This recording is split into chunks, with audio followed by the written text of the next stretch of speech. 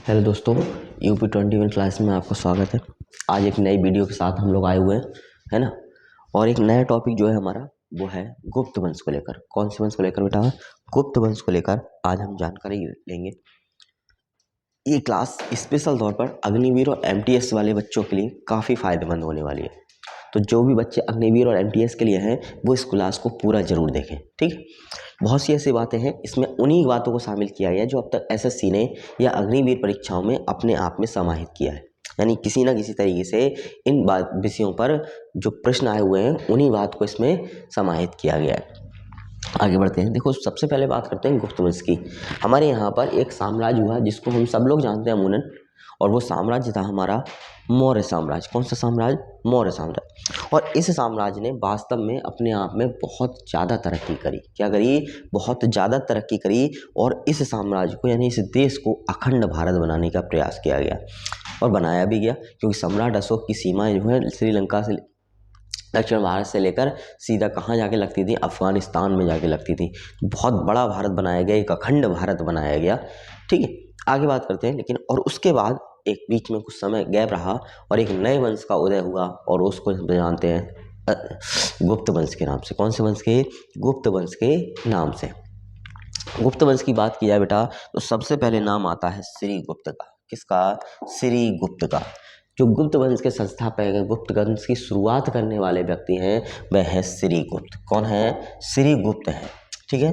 कौन है बेटा? श्रीगुप्त को इस वंश का क्या माना जाता है? संस्थापक माना जाता है। यानी पहली बार जो नींव रखी इस वंश की अलग तौर पर सामंत के तौर पर, वो किसने रखी? श्रीगुप्त ने रखी। लेकिन अब ये पूर्ण रूप से राजा नहीं बने थे। इसके बाद इनके पुत्र बने और उनका नाम था घटोत्कच। क्या नाम था? घटोत्कच। घटोत्कच शासक हुए और उसके बाद शुरुआत होती है वास्तविक गुप्त वंश साम्राज्य की। एक घटोत्कच एक पुत्र हुआ और ये पुत्र बड़ा ही प्रतिभाशाली और निर्भीक था। इसका नाम रखा गया चंद्रगुप्त मौर्य। चंद्रगुप्त, ठीक है। क्या नाम रखा गया? सिर्फ चंद्रगुप्त। और ये पहला शासक था चंद्रगुप्त नाम का, इसलिए इसको हमने क्या नाम दिया? इसको नाम दिया चंद्रगुप्त प्रथम के नाम से। किसके नाम से? चंद्रगुप्त प्रथम के नाम से। चंद्रगुप्त प्रथम के बाद उसका बेटा समुद्रगुप्त बना, और समुद्रगुप्त के बाद फिर एक व्यक्ति बना चंद्रगुप्त, जिसको हम चंद्रगुप्त द्वितीय के नाम से जानते हैं, या फिर चंद्रगुप्त विक्रमादित्य के नाम से जानते हैं, ठीक है। तो ये विक्रमादित्य जो था वो चंद्रगुप्त द्वितीय हुआ करता था, ठीक है। आगे बात करते हैं, शुरुआत करते हैं गुप्त वंश की। तो देखो, इस वंश का संस्थापक कौन माना जाता है? मैंने अभी तुम्हें बताया, श्रीगुप्त को इस वंश का क्या माना जाता है? संस्थापक माना जाता है। वास्तविक संस्थापक की अगर यहाँ पर बात करें, देखो बिल्कुल क्लियर लिखा हुआ है, वास्तविक संस्थापक की बात करें तो कौन माना जाता है? चंद्रगुप्त प्रथम को जो है गुप्त वंश का वास्तविक संस्थापक माना जाता है। इनके विवाह की बात करें तो चंद्रगुप्त प्रथम का विवाह लिच्छवी राजकुमारी के साथ हुआ था। किसके साथ हुआ था बेटा? लिच्छवी राजकुमारी के साथ चंद्रगुप्त ने क्या किया था? विवाह किया था। और इन लिच्छवी राजकुमारी का नाम था कुमार देवी। क्या नाम था बेटा? कुमार देवी, है ना। तो लिच्छवी राजकुमारी का क्या था? कुमार देवी नाम था। चंद्रगुप्त प्रथम ने एक बात शुरू करी और उसको हम सब जानते हैं गुप्त संवत के नाम से। किसके नाम से? गुप्त संवत के नाम से। दो संवतें चलती हैं हमारे यहाँ पर, या तो गुप्त संवत चलती है या शक संवत चलती है, ठीक है। या तो गुप्त संवत चलेगी या शक संवत चलेगी। इन दो पंचांगों को हमारे यहाँ पर भारत में शामिल किया गया है। आगे बात करते हैं। इन्होंने एक उपाधि धारण की और उपाधि रखी गई महाराजाधिराज। किसकी उपाधि? महाराजाधिराज की उपाधि सर्वप्रथम गुप्त वंश में धारण करने वाला शासक कौन था बेटा? कमेंट करके मुझे बताओ। आगे बढ़ते हैं। देखो, इसके बाद जो है चंद्रगुप्त प्रथम के बाद शासन आया समुद्रगुप्त के हाथ में। किसके हाथ में? समुद्रगुप्त के हाथ में। ये गुप्त वंश का सबसे ज़्यादा प्रभावशाली और पराक्रमी शासक माना जाता है। कैसा? सबसे ज़्यादा प्रभावशाली और पराक्रमी शासक माना जाता है। इसने साम्राज्यवादी की नीति अपनाई। किसकी नीति? साम्राज्यवादी, यानी लड़ाई करो और पूरा सा बड़ा सा साम्राज्य जो है इकट्ठा करो, उस बड़े से साम्राज्य का निर्माण करो। और इसी नीति को अपनाने वाला गुप्त वंश का शासक कौन था? समुद्रगुप्त है। तो ध्यान रखोगे, साम्राज्यवाद की नीति अपनाने वाला गुप्त वंश का शासक कौन था बेटा? समुद्रगुप्त हुआ करता था। आगे बात करते हैं। देखो इसके दरबार में बड़ा बेहतरीन लोग रहते थे, बड़ा अच्छे लोग रहते थे। उनमें से एक नाम था हरिसेन का। किसका नाम था? हरिसेन का। ठीक है, क्या नाम था? हरिसेन नाम रहता था। देखो इसे एक उपाधि दी गई है, भारत का नेपोलियन। क्या कहा गया है? भारत का नेपोलियन। यानी समुद्रगुप्त जो था उसको क्या कहा गया है? भारत का नेपोलियन कहा गया। बहुत पूछा जाता है एसएससी जीडी में भी, एसएससी एमटीएस में भी, अग्निवीर में भी, बहुत सारे एग्जाम में अब तक पूछा गया है कि भारत का नेपोलियन किसे कहा गया है। एक बात और विशेषता, ये संगीतज्ञ था और विद्या प्रेमी था। क्या था? संगीतज्ञ था और विद्या प्रेमी हुआ करता था। आगे बढ़ते हैं। देखो इसके सिक्कों से एक बीणा बजाती हुई मूर्ति मिलती। क्या मिलती? बीणा बजाती हुई मूर्ति प्राप्त होती है। ठीक है, समुद्रगुप्त पहले बाल बड़े बड़े होते थे, ठीक है, और यहाँ पे क्या है? एक बीणा लगा हुआ है इस तरीके से। तो बीणा बजाते हुए क्या मिली? इसकी एक मूर्ति हम लोगों को प्राप्त हुई है। ठीक है, तो ये क्या बजा रहा है? बीणा बजा रहा है। ठीक है, गिटार नहीं है। ठीक है, बीणा बजाते हुए क्या मिली है? समुद्रगुप्त की एक मूर्ति हम लोगों को प्राप्त हुई है। इसके बाद बात करते हैं कि इसके समय में एक विशेष आक्रमण हुआ, विशेष जाति का आक्रमण हुआ, जिसको कहा जाता है शकों का आक्रमण। क्या कहा जाता है? शकों का आक्रमण। और शकों को इसने क्या किया? पराजित कर दिया। क्या किया बेटा? इसको पराजित कर दिया। और इसके बाद इसने एक उपाधि धारण करी और वो उपाधि थी शक्रादित्य की। किसकी? शक्रादित्य की। दूसरी बात, इसने एक सिक्के भी चलवाए और सिक्कों पे इसकी मूर्ति भी मिली है। वो सिक्के थे रजत के सिक्के। किसके सिक्के? रजत के सिक्के, जिन पर शक्रादित्य भी लिखा मिलता है। और किस लिए चलवाए थे? शकों पर अपनी विजय के कारण इसने सिक्के चलवाए थे। इसकी बात करते हैं। इसने अपनी पुत्री का विवाह किया। इसकी एक पुत्री थी और विवाह किया वाकाटक नरेश रुद्रसेन के साथ। किसके साथ? वाकाटक नरेश रुद्रसेन के साथ समुद्रगुप्त ने अपनी बेटी का क्या किया? विवाह किया। आगे बढ़ते हैं। देखो इसके बाद नंबर आता है चंद्रगुप्त द्वितीय का, जिसको हम सब लोग जानते हैं चंद्रगुप्त विक्रमादित्य के नाम से। किसके नाम से? चंद्रगुप्त विक्रमादित्य के नाम से। और जो विक्रमादित्य है ये क्या है? इसकी उपाधि थी। क्या थी इसकी? उपाधि। यानी जो चंद्रगुप्त था द्वितीय है उसकी उपाधि क्या है? विक्रमादित्य की उपाधि है। तो ध्यान रखोगे कि विक्रमादित्य की उपाधि धारण करने वाला कौन सा गुप्त शासक था? तो ध्यान रखोगे कि विक्रमादित्य की उपाधि धारण करने वाला गुप्त शासक चंद्रगुप्त द्वितीय था। कौन था? चंद्रगुप्त द्वितीय था। आगे बात करते हैं। देखो इसके समय में ना एक चीनी यात्री भारत आया। कौन आया? चीनी यात्री भारत आया, जिसको हम सब लोग जानते हैं फाहियान के नाम से। किस नाम से? फाहियान के नाम से इसको जाना जाता है। अच्छा, इसके दरबार में 9 रत्न भी रहते थे। कौन रहते थे? 9 रत्न भी रहते थे, जैसे कालिदास हो गए, अमर सिंह हो गए, धन्वंतरी हो गए, शंकु हो गए आदि। ठीक है, और इसने जो है कुछ और उपाधियां भी धारण करी विक्रमादित्य के अलावा। वो उपाधियां देवगुप्त, देवराज, देवर्षि जैसी उपाधियां इसने क्या करी? धारण की।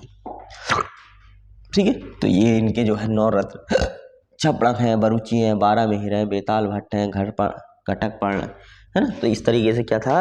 इन लोग के यहाँ 9 रत्न निवास करते थे। आगे बात करते हैं।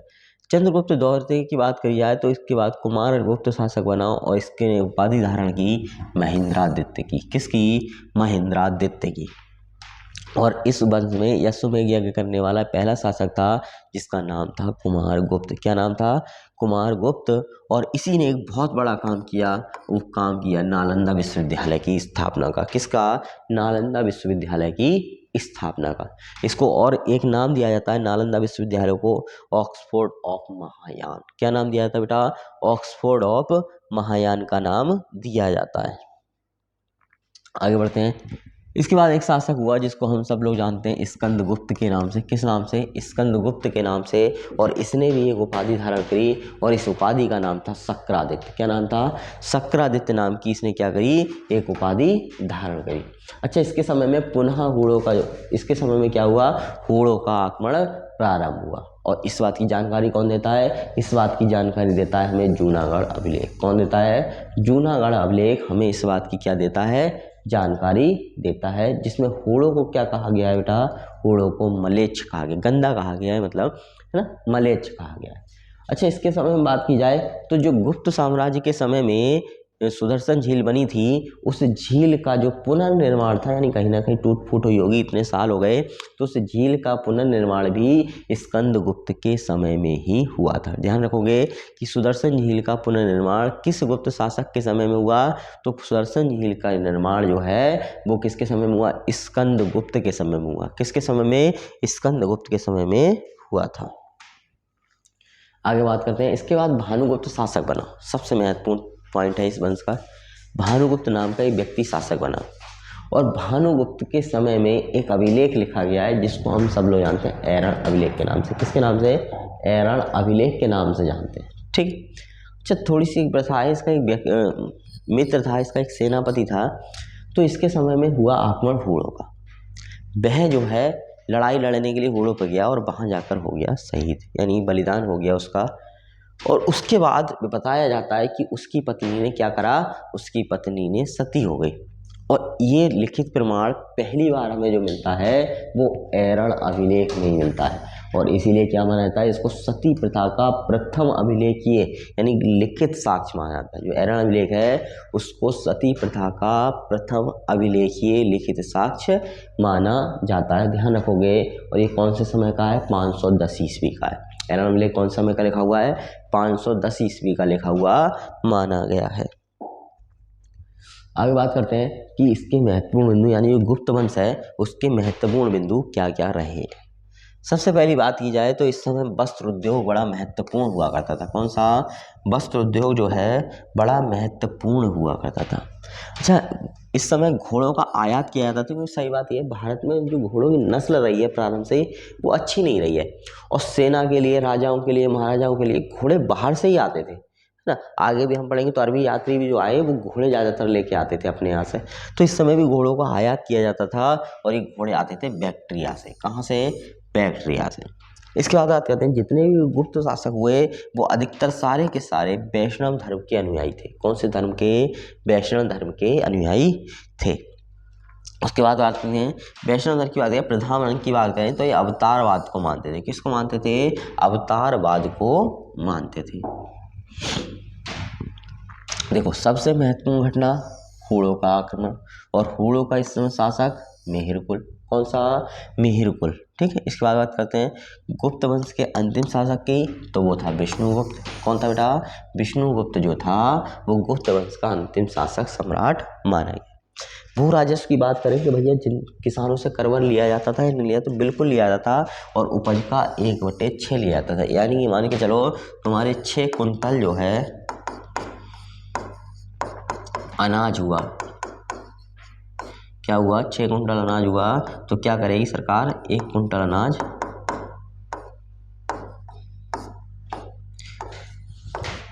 अपने पास रख लेगी, यानी किसके रूप में, कर के रूप में। तो 1 कुंटल किसका रहेगा, ये सरकार का रहेगा, बचा 5 कुंटल वो तुम्हारा रहेगा। इस तरीके से रहता था ना, 1/6 की लागत रहती।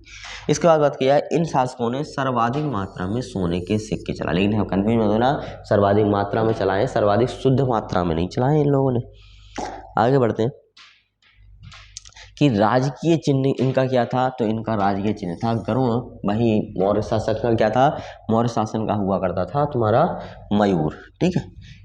वास्तुकला बहुत ज़्यादा प्रमुख है, और इसमें सबसे ज़्यादा प्रमुख है इनके देवगढ़ का दशावतार मंदिर। कौन सा, देवगढ़ का दशावतार मंदिर। अजंता की गुफाएं, ये किससे संबंधित है, गुप्त वंश से संबंधित है। साहित्य और समृद्धि के कारण इसको स्वर्ण काल कहा जाता है, या प्रथम स्वर्ण काल कहा जाता है, प्रथम स्वर्ण काल, ठीक है। चाहे स्वर्ण काल की बात की जाए, प्रथम स्वर्ण काल की बात की जाए, वो इसको कहा जाता है। भूमि अनुदान की प्रथा की बात करें, सबसे पहले प्रचलन गुप्त शासकों, अनुदान मतलब जैसे किसी मंदिर को दान करनी है भूमि, तो ये करें, इन्होंने शुरुआत करी। पंडित को देनी है, पुरोहित को देनी है, तो इस बात की शुरुआत भी किसने करी, गुप्त शासकों के द्वारा की गई। दास प्रथा थी या नहीं थी, बिल्कुल थी। यानी दास प्रथा तो देखो शुरू से चली आ रही है, और दास प्रथा इस वंश में भी मौजूद थी। आगे बात करते हैं सबसे अधिक अभिलेख जो प्राप्त हुए हैं किस शासक के प्राप्त हुए हैं, कुमार गुप्त के। ध्यान रखोगे बेटा, गुप्त वंश में सबसे अधिक अभिलेख जो प्राप्त हुए हैं वो कुमार गुप्त के प्राप्त हुए हैं।